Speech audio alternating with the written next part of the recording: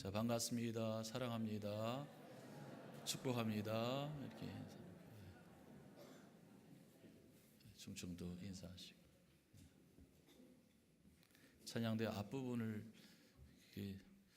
이렇게 들으면서 계속 이렇게 끝나는 건가 생각했었었는데 그렇지 않고 가사도 좋고 찬양도 잘하시고 감사합니다. 할렐루야. 마태복음 5장을 보면 그 예수님의 산상순이다 이렇게 얘기하고 산상설교다 그렇게 얘기를 합니다. 그 마태복음 5장 보면 그 이제 우리가 읽은 말씀을 보면 8가지 복이 나와 있습니다. 그죠? 8가지 쭉 복이 나와 있는데 자, 첫 번째를 보면 심령이 가난한 자는 복이 있나니 천국이 그들의 것이다. 애통하는 자는 복이 있나니 위로를 받을 것이다. 온유한 자는 복이 있나니 땅을 기업으로 받을 것이다 라는 거. 그렇죠? 지금부터 시키겠어요. 뒤에 아시겠죠? 시킬 테니까 정신 바짝 차리시고. 자, 그다음에 의에 졸이고 목마른 자는 복이 있나니 그들이 배부를 것이다 그렇게 말씀했습니다. 그래서 이제 예수님께서 그 산상수를 이제 설교하신 그 갈릴리 바다 그 옆에 가 보면 그 이제 팔복교회를 세워놨어요. 예수님께서 거기서 이제 말씀을 전하셨다 해갖고 팔복교회를 세워놨는데 심령이 가난한 자, 애통하는 자, 온유한 자, 의에 줄이고 목마른 자를 쭉 보면 이것은 그 하나님을 향한 우리의 자세죠. 하나님을 향한 우리의 자세. 그리고 오늘 말씀 뭐죠? 궁휼히 여긴 자는 복이 있나니 뭐라 그랬죠? 궁휼히 여김을 받을 것이다 그랬어요. 이것은 이제 사람을 향한 우리의 자세다. 그렇게 얘기할 수 있습니다. 하나님을 향한 우리의 자세가 있고 사람을 향한 우리의 자세가 있어요. 그래서 이제 그런 말이 있어요. 사람을 향한 자세를 보면 하나님을 향한 자세를 인정받을 수 있다. 아무리 하나님을 향한다고 얘기해도 사람을 향한 자세가 틀리면 하나님을 향한 자세가 믿을 수 없다는 거예요. 그 심령이 가난한 자는 복이 있나니 천국이 저들의 것이고 의에 졸이고 목마른 자 배부를 것이고 하나님을 향한 그 자세를 인정을 받으려면 사람을 향한 자세를 잘해야 하나님을 믿는 믿음이 인정이 되는 거예요. 아멘. 그래서 궁휼히 교자는 복이 있나니 저도 궁휼히 여김을 받을 것이다. 그렇게 말씀했잖아요. 그죠? 아멘. 자, 궁휼이라는 말을 찾아보면 엘레오스라는 말을 쓰는데 상대방 입장에서 함께 애통한다, 슬퍼한다 그런 뜻을 갖고 있어요. 여러분 우리들의 모델 되신 예수님은 이 세상에 계실 때 궁휼히 여기는 삶을 사셨습니다. 사복음서를 쭉 읽어보면 예수님이 계시고 예수님이 가시는 곳마다 많은 사람들이 몰려들지 않습니까? 근데 예수님이 계신 곳마다 사람들이 많이 몰려들었는데 대부분의 사람들 보면 뭐 부자는 별로 없어요. 다 힘들고 어렵고 병들고 이런 사람들이 예수님이 계신 곳에 뭐 가득 찼지 않았습니까? 자, 이 어려운 문제가 있는 사람들에게 그러나 예수님은 궁휼을 베풀어 주셨어요. 그래서 그 사람들이 예수님을 향해서 나를 좀 불쌍히 여겨달라 이렇게 막 소리치고 막 구하고 그럴 때 예수님께서는 그런 사람들을 외면하지 않고 다 궁휼을 베풀어 주신 분이 바로 주님이신 줄 믿습니다. 누가복음 18장 보면 바디메오라는 사람 얘기가 나오고 있죠. 이 바디메오의 그 형편을 얘기하는데 바디메오는 지금 그 형편이 거지고 소경이었다. 구고라는 사람이었다. 그러나 그 바디메오가 예수님을 향해서 나를 다윗의 자손이여 나를 불쌍히 여기달라고 궁휼을 베풀어 달라고 이 소리쳤을 때 예수님께서 그 바디메오를 궁휼히 여겨주셨죠. 그리고 눈을 열어 보게 해주신 줄 믿습니다. 마태복음 15장 같은 말씀을 보면 예수께서 그 갈릴리 호숫가 옆산에 오르신 후 계실 때에 큰 무리가 왔다 그랬습니다. 그 큰 무리를 보니까 뭐 다리 저는 사람, 장애인, 맹인, 말 못하는 사람, 뭐 기타 여럿을 데리고 왔는데 예수님 발 앞에 다 앉아서 주님의 말씀을 들었을 때 주님께서 이렇게 말씀했어요. 내가 이 무리를 불쌍히 여기노라. 그렇게 말씀했습니다. 그러면서 고쳐주시고 칠병이어의 기적으로 그들을 긍휼을 베풀어 주셨어요.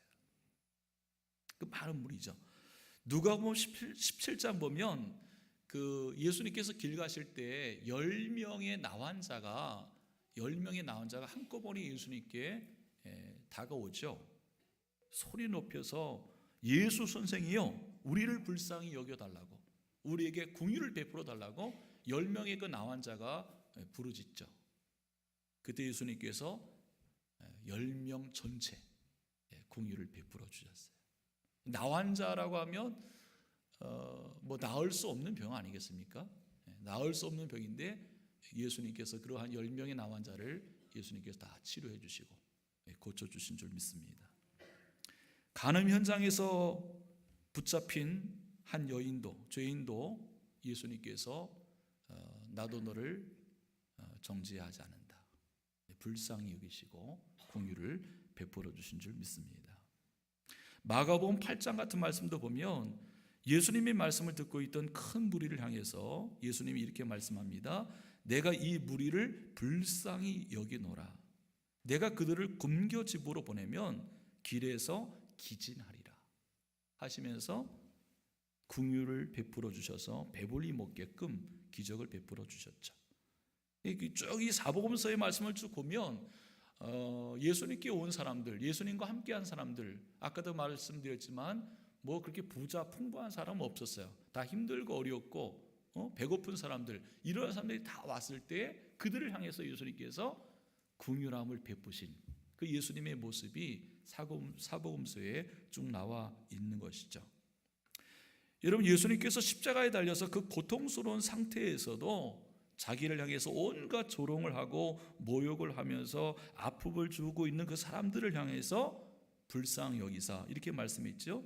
저들을 용서해 주십시오. 저들을 용서해 주십시오.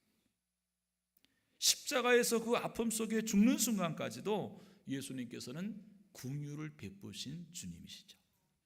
그러니까 예수님의 그 생애를 쭉 보면 하나님이신 예수님이 그 보좌를 버리시면서 이 땅에 오셔서 죽으실 때까지 행적을 보면 긍휼을 베푸신 거죠. 이게 우리들의 모델 되신 예수님 아니겠어요? 우리가 믿는 예수는 내가 만들어 놓은 예수를 믿는 게 아니잖아요. 그죠?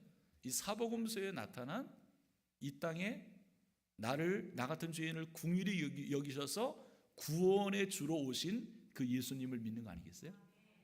할렐루야. 그래서 내가 다른 예수를 믿는 게 아니라 바로 나에게 큰 긍휼을 베풀어 주신 그 예수님을 믿는 줄 믿습니다. 여러분, 긍휼히 여기려면 희생이 그만큼 필요하고 나한테 손해가 될 수가 있습니다. 그래서 아까도 금방 말씀드렸지만 나 같은 죄인을 불쌍히 여겨서 구원해 주시려고 빌립보서 2장 5절 말씀을 보면 예수님 당신께서 어떠한 희생과 손해를 감수하셨는지를 말씀해 주고 있죠. 예수님은 하나님과 동등된 분이지만 그 동등됨을 다 포기하시고 자기를 비우시고 자기를 낮추시고 자기를 죽기까지 복종하시고 끝까지 우리를 구원하기 위해서 죽으신 주님이시다. 나 같은 죄인을 긍휼을 베푸시려고 예수님께서 그렇게 희생을 하신 거예요. 이게 긍휼을 베풀려면 그냥 되지는 않고요. 희생해야 긍휼이 나올 수가 있는 거예요. 아멘. 근데 오늘 그 예수님이 말씀한 거죠. 긍휼을 이렇게 베푸는 자에게는 복이 있다. 너도 긍휼을 받게 될 거다라는 거죠. 여러분, 우리가 살아가면서 나는 긍휼을 받지 않을 거야, 받을 일이 없어, 그렇게 생각하지 마세요. 긍휼을 받을 일이 있습니다. 긍휼을 받으려면 긍휼을 베푸는 자가 되라는 거죠. 아멘. 그 사람이 복이 있는 줄 믿습니다. 누가복음 10장 보면 길 가다가 강도 많은 사람 얘기가 좀 나오죠. 예수님께서 하신 말씀 보면, 그래서 그 말씀을 보면 어떤 사람이 예루살렘에서 여리고로 내려가다가 강도를 만났다.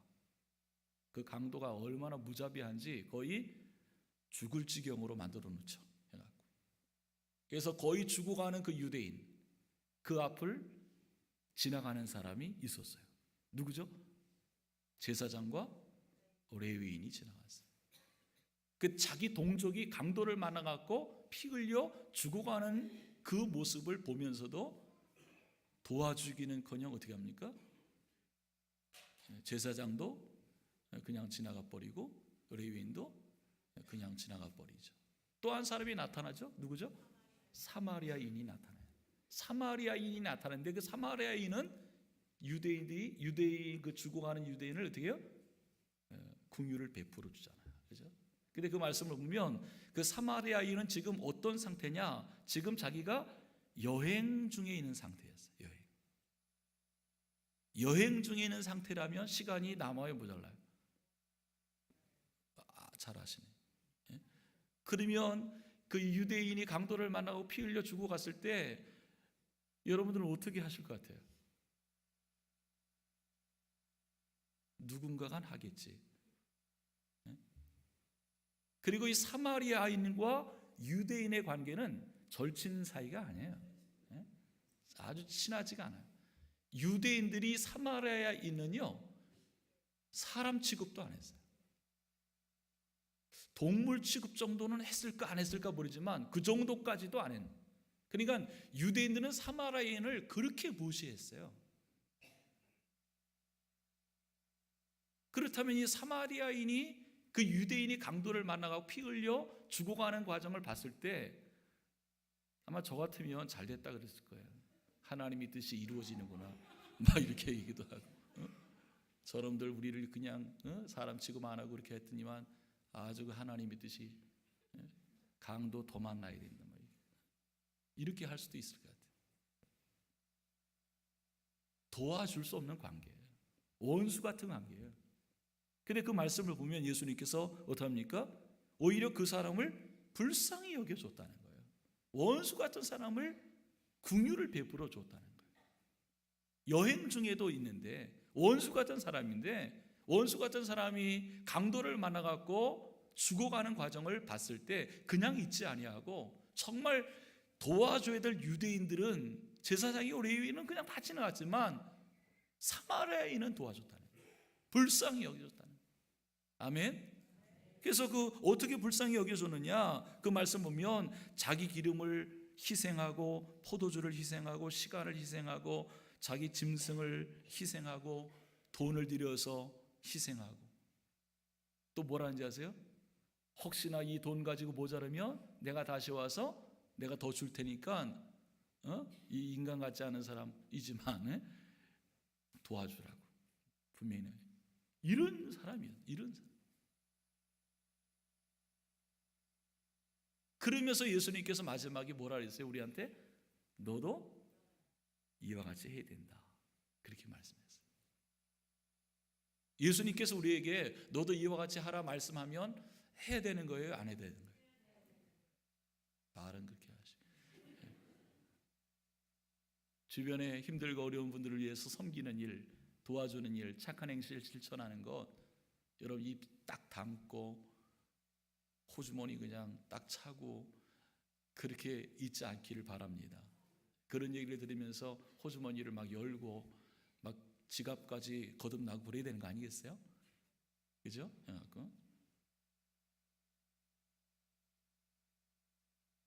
착한 사마리아인의 법이라는 것이 있어요. 착한 사마리. 이 무슨 법이냐면은 내가 내 자신이 위험하지도 않음에도 불구하고 상대방이 위험에 처해 있을 때 보고도 구조하지 않으면 처벌받는 법규입니다.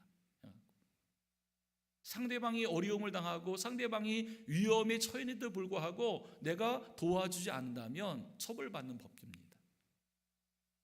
그래서 이것을 구조 거부법 그런 얘기를 하고요. 불구조죄 이렇게 얘기합니다.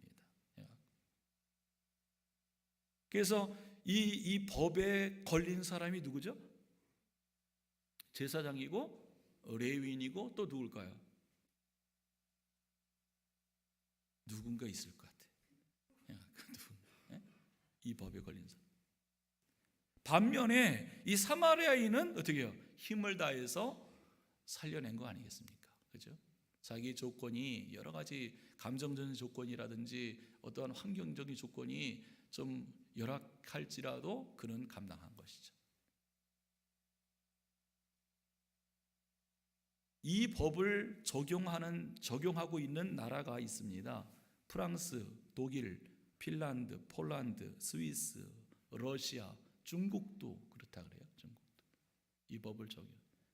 프랑스 같은 나라는 이 법을 적용하고 있는데 이 법을 어기면 징역 5년입니다. 징역 5년이 별로인 것 같으죠. 하도 우리는 뭐 30년 때리고 막 그러니까 해갖고 근데 우리나라는 이 법이 없어요. 우리나라는 이 법이 없어요. 우리나라는 왜 이 법이 없을까요? 중층 한번 얘기해봐요. 네?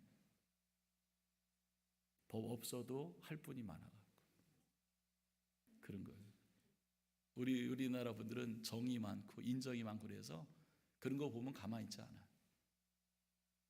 그래서 이 법이 있을 필요가 없는 나라예요. 감사하잖아요, 그죠? 특별히 제가 여러분들 얼굴 보니까 다 사마리아인. 한번 옆분한테 한번 그렇게 인사 나누시죠. 당신은 사마리아인이 분명합니다.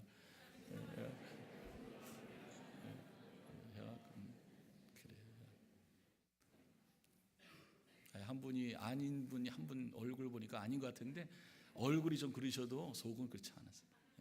분명히 그렇게. 그 예수님께서 그렇게 말씀하신 것이죠. 가서 너도 그와 같이 해라. 위생이 있고 선회가 있지만 그와 같이 하라는 것이죠. 오늘 그 예수님께서 하신 말씀 아니겠습니까? 그렇게 궁휼히 여기는 자는 복이 있다. 그 사람이 궁휼을 받게 될 거다. 하나님의 부메랑 축복이 그에게 있는 줄 믿습니다. 궁휼히 여기면, 궁휼히 베풀면 궁휼을 받는. 여러분 지난주 우리가 하나님 말씀 들은 게 뭐예요? 나에게 돌아와도 될 만한 그런 행동을 하면서 우리가 살아가야 된다는 거잖아요. 그 하지 말아야 될 것과 해야 될 일에 대해서 말씀을 드렸잖아요. 그죠? 하지 말아야 될 건 뭡니까? 남을 정죄하고 비판하고 이런 거 나한테 돌아오면 다 손해가 된다는. 그러면 내가 해야 될 게 뭐라 그랬어요? 용서하고 어떻게 해요? 주는 거 그런 거. 주는 거. 평생 주면서 살면 좋겠다 그랬죠? 평생 주면서. 평생 주는데도 채워지니까. 그죠? 평생 주면서. 나 때문에 주변에 덕을 많이 보는 사람들이 많아졌으면 좋겠어요. 아멘. 그렇게 살기를 기도합니다. 이렇게 주면 하나님께서 어떻게 우리에게 부메랑의 축복을 주신다 그랬죠?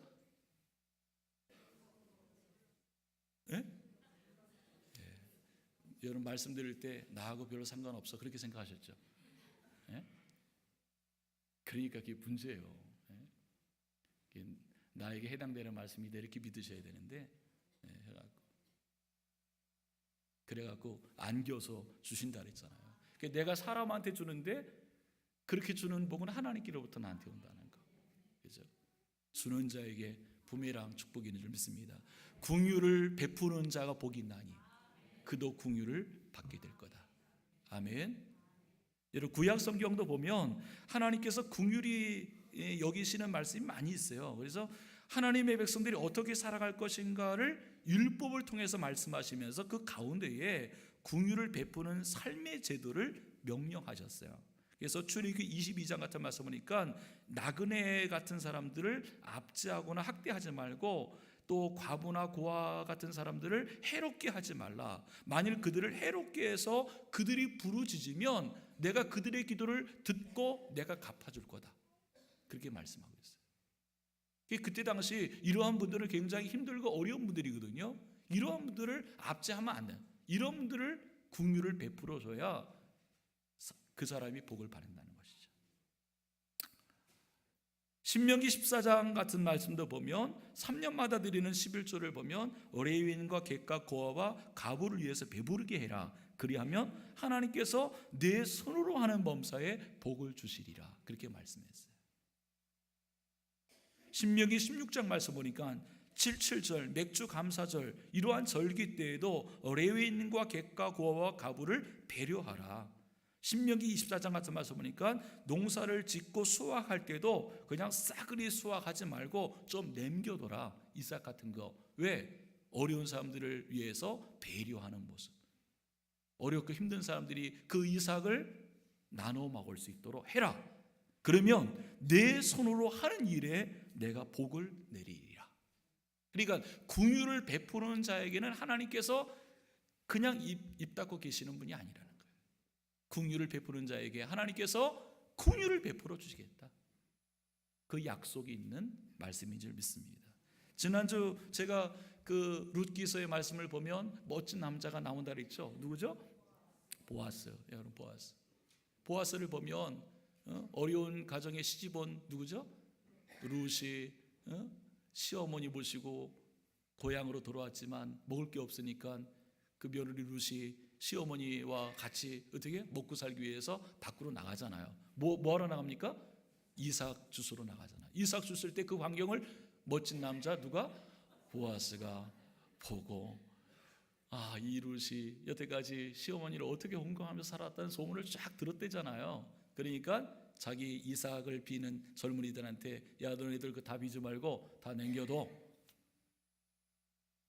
룻과 같이 힘들고 어려운 사람들 다 먹을 수 있도록 그렇게 베풀어요.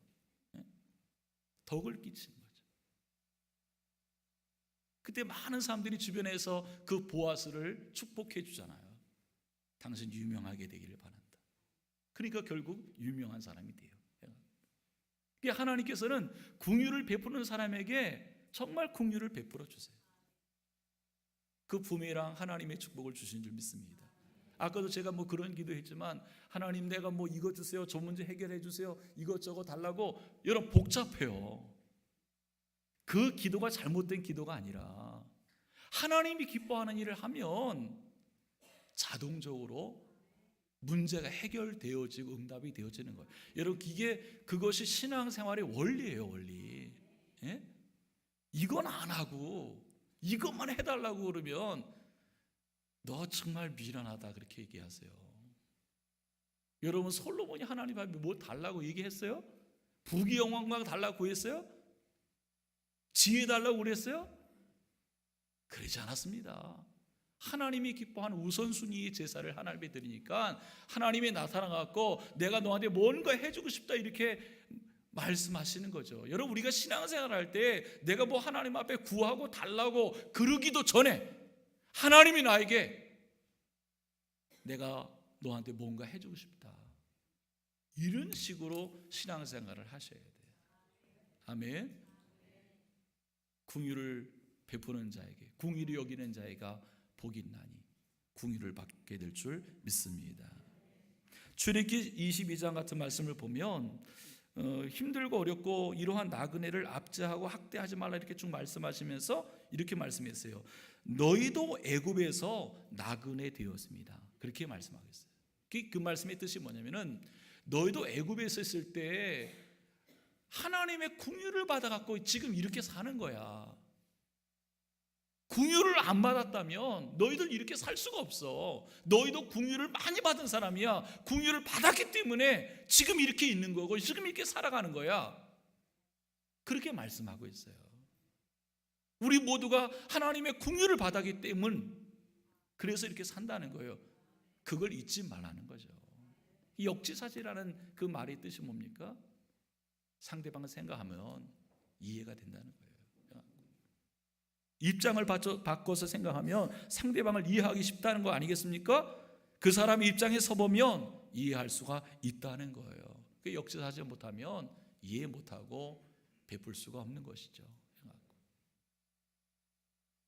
여러분 히브리서 4장 16절 말씀을 보면 이런 말씀이 있습니다. 우리가 긍휼하심을 받고 때를 따라 돕는 은혜를 얻게 하여 은혜의 보좌 앞에 담대히 나아갈 것이니라. 우리가 하나님 앞에 은혜를 구하며 담대히 하나님 앞에 나아갈 수 있었던 것은 하나님의 긍휼하심을 내가 받았기 때문에 나아갈 수 있다는 거예요. 그래서 저와 여러분들은 하나님의 긍휼함을 많이 받은 사람이에요.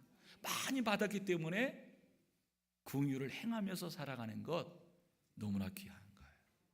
아멘. 마태복음 18장 보면 이런 얘기가 있죠. 1만 달란트 빚진 사람이 있었어요. 1만 달란트는 평생 죽을 때까지 갚지 못할 빚입니다. 근데 이것을 다 탕감을 해줬대요. 해갖고 그러면 어떻게 해요? 째지요? 예? 기분 안 좋아요?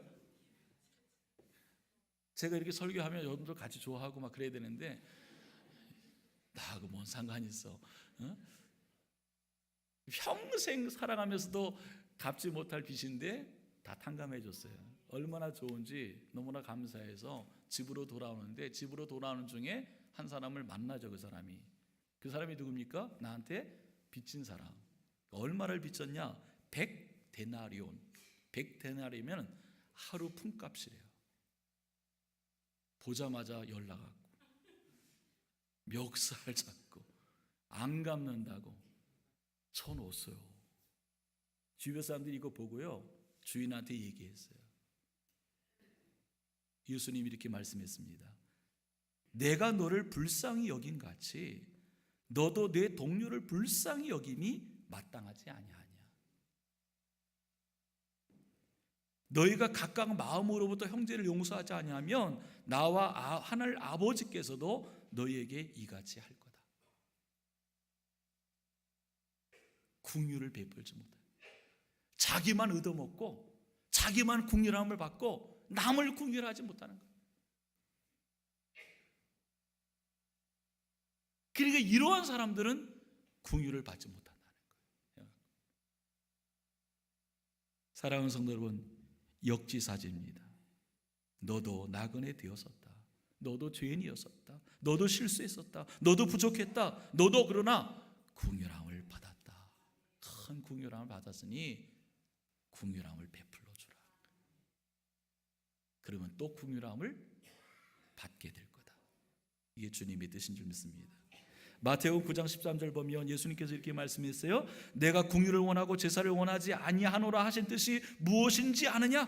마태복음 12장 7절 말씀 보니까 나는 자비를 원하고 제사를 원하지 아니하노라 하신 뜻을 너희가 알았더라면 그렇게 말씀하고 있어요. 이 말씀이 왜 나오냐면은 예수님께서 그 죄인 중에 죄인이라는 세리와 함께 식사를 할 때 죄인과 식사를 안 하고 여기 있다 비난받았어요. 안식일에 예수님의 제자들이 이삭을 뜯어먹었다고 해서 안식일에 죄를 범한다고 비난을 받았어요. 그때 하신 말씀이 뭐냐? 정말 하나님의 정신, 율법의 정신은 뭐냐?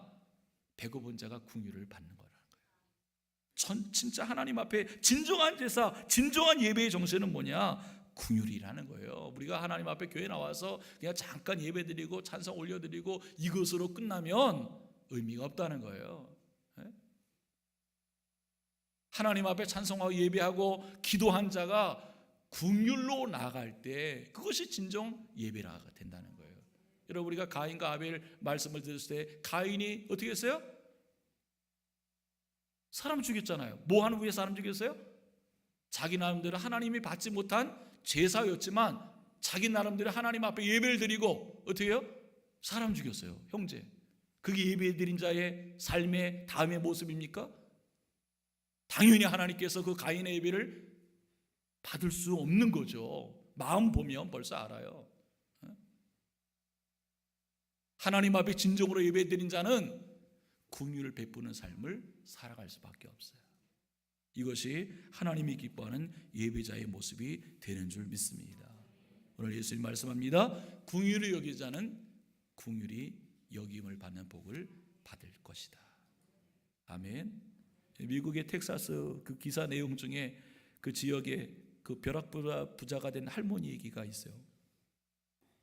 그 지역의 부자가 유서 없이 죽었는데 30년 전 가출한 그 아들을 만나려고 굉장히 애를 썼는데 끝내 만나지 못하고 죽은 것입니다. 가족이 없기 때문에 그 많은 그 재산이 국고에 환수돼야 되고 또 물건은 경매가 되고 뭐 이렇게 돼야 되는데 물건을 경매하는데 다 경매하고 조그만 사진 액자가 있었는데 누구도 그 먼지 난 그 죽은 사람의 액자를 사지 않았다 그래요. 근데 그 가정부로 일했던 할머니가 5달러를 주고 그 사진을 구매했다 그래요. 왜 구매했느냐? 그래도 죽은 우리 주인인데 불쌍해서 그 액자를 하나 샀다는 거예요. 그 집에 와서 그 사진을 이렇게 닦기 위해서 열어보니까 그 뒤에 종이 한 장이 있었대요. 종이 한 장을 보니까 이렇게 써놨대요. 살아가는 나의 아들 사진을 소유한 사람에게 나의 모든 재산을 주겠습니다. 이렇게 써놨대요.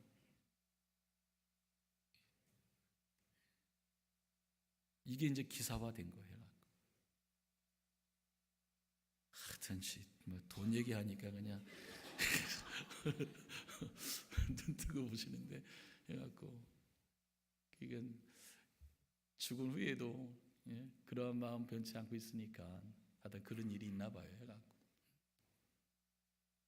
저는 한번 생각해 봅니다. 내가 순간순간 살아가면서 궁율도 안 베풀고 그냥 그렇게 인생 살다가 죽는다. 너무나 비참할 것 같아. 있으나 없으나 주님의 말씀에 순종하면서 긍휼을 베푸는 자가 복이 있다 그랬는데 그 삶을 살아가면 하나님의 긍휼을 입는 자가 되겠다. 그런 생각을 갖습니다. 여러분, 우리들이 주님의 긍휼하심이 아니었다면 주님 앞에 설 수가 없습니다. 주님의 긍휼하심 때문에 천국도 맛보게 된 줄 믿습니다. 여러분, 입장 바꿔서 생각해 보시고 은혜 받기를 축복합니다.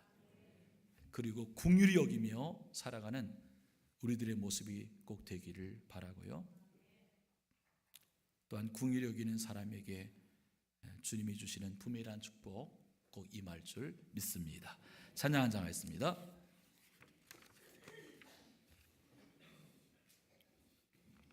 내가 어둠 속에서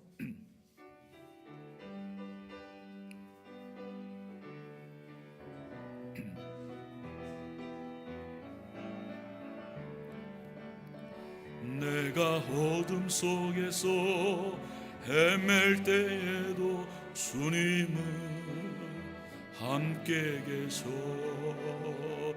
내가 시험 당하여 괴로울 때도 주님은 함께 계셔. 기뻐 찬양하네 할렐루야 할렐루야. 우리 모두 찬양 할렐루야. 주님 나와 함께 계시네. 내가 은밀한 곳에서 기도할 때도 주님은 함께 계셔. 내가 아무도 모르게 선한 일 할 때도 주님은 함께 계셔. 기뻐 찬양하네 할렐루야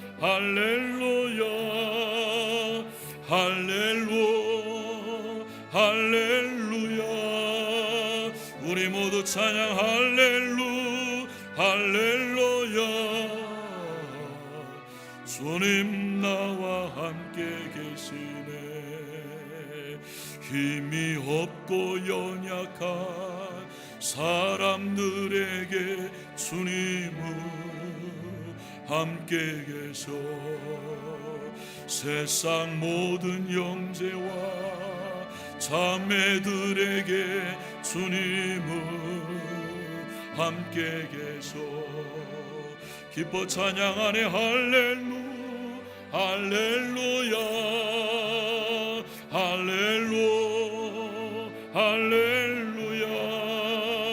우리 모두 찬양 할렐루야. 주님 나와 2절만 하면서 내가 은밀한 곳에서 내가 은밀한 곳에서 기도할 때도 주님은 함께 계셔. 내가 아무도 모르게 선한이 할 때도 주님은 함께 계셔. 기뻐 찬양하네. 할렐루야 할렐루야 할렐루야. 우리 모두 찬양. 할렐루야. 주님 나와 함께 계시네. 주님 나와 함께 계시네. 기도하겠습니다. 하나님 아버지,